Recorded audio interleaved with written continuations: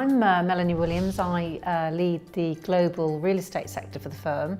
I'm also a partner in real estate, and I also lead the subsector for our hospitality, which is a subsector of our food, retail and hospitality sector as well. There often are occasions where I'll get contacted either directly by a possible client or by a colleague because of the sectors that I lead and I work within. A colleague will often contact me and say that they've had an approach by a potential client or a potential issue that a client has. And the FT is brilliant because I can go in there and use their search function to find out information about that client itself or the sector or market that they're in, or even the location that they're operating in and any particular issues with that. I had a really recent example just last week where a family, a multi-billion family in Dubai had contacted us to ask us about some potential litigation that they had.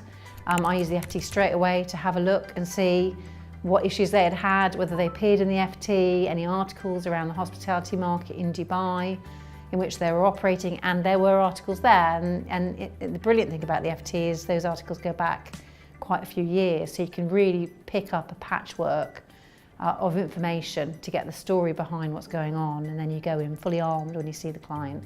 So it really helps us get on the front foot. I do have the list come through, I have the alerts come through. I quite like the opinion pieces, so I have those selected because I'm interested to see what issues are being discussed and what's emerging as possible issues.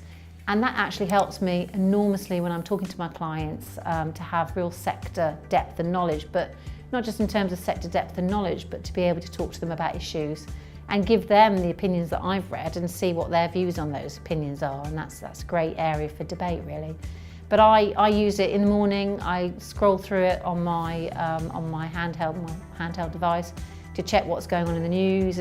I tend to use mostly the saving of the articles. So when I search on a particular area, I would tend to scroll down and save those articles into my FT.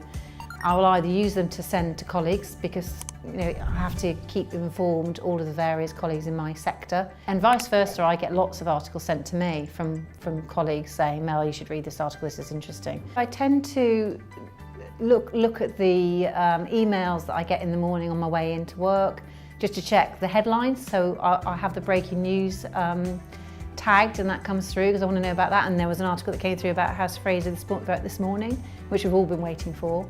So knowing that straight away and seeing those breaking news as they come into your inbox is really key, because we're dealing with clients on an hourly basis, and immediately that information comes in, not only do I need to know about it, but I need to forward it on to the colleagues that need to know about it. The news items, emails, I tend to scan those through and save anything that I need to read later, and set a timer to download those so that when I'm on my way home I can read them when I've not got the Wi-Fi connection. Well, I take the routine of receiving the emails in the mornings and having to reading them through and scanning them for any information that's key is a bit of a routine, just like brushing your teeth, washing your face. It's something you have to do every day.